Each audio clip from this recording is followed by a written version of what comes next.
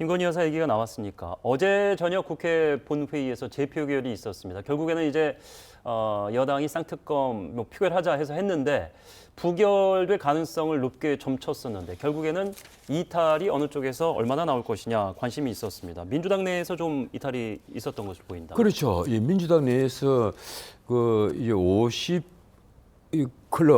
클럽 특검 고화. 예. 그건 이제 원래 원 표결은 181석 제적 181석에 저는 찬성을 했잖아요. 예. 그리고 그때 그 김건희 특검은 아마 한 석 빼놓고 저는 찬성을 했을 건데 180명이 찬성을 했을 그렇습니다. 거예요. 원 180, 표결은. 181이었습니다. 그런데 이번에 보면 찬성이 101은 하나.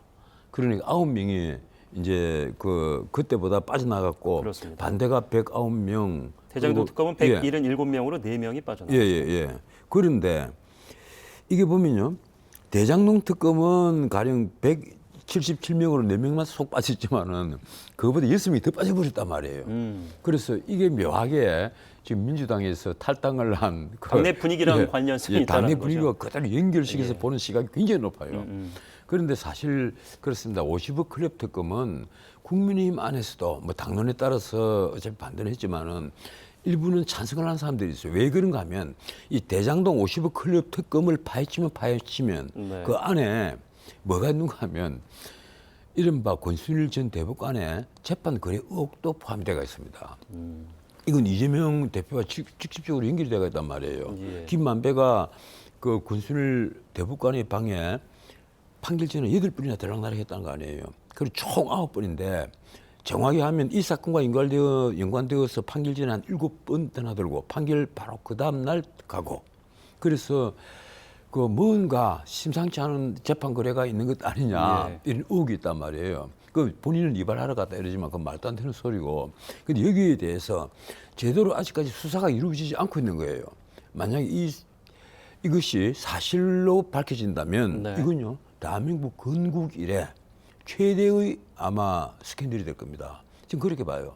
그래서 이게 김명수 대법원장 시대 때 일인데 이 사건은요 문자가 국기를 흔드는 사건입니다.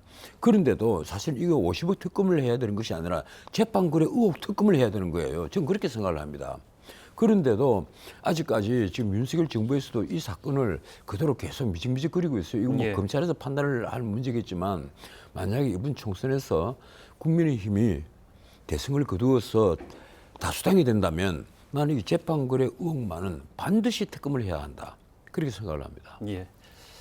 자, 그럼 이런 여러 분위기들이 최근 여론조사는 어떻게 반영이 됐는데 좀 보도록 하겠습니다. 대통령의 직무수행 평가, 부정, 긍정, 긍정이 올랐죠. 부정도 내렸습니다.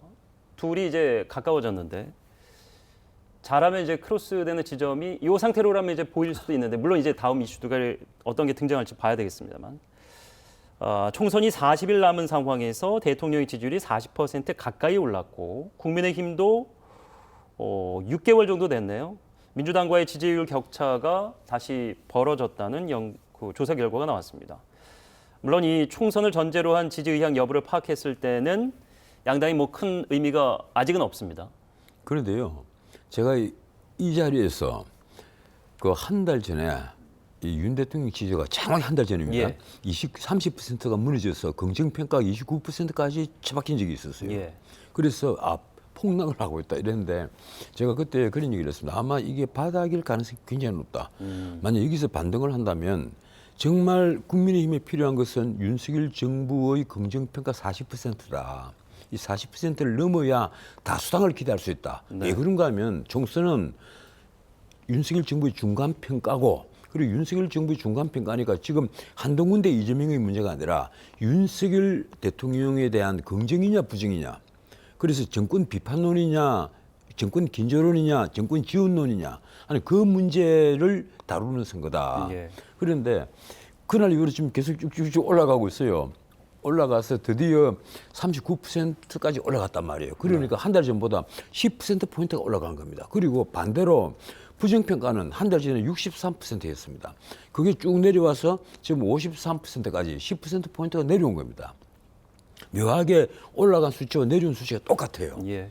그래서 나는 다음 주와 그 다음 주에 만약에 그 40%를 깨고 올라간다면, 근데 사실 리얼미터 같은 경우는 이미 40%를 깨고 41점 몇 %예요.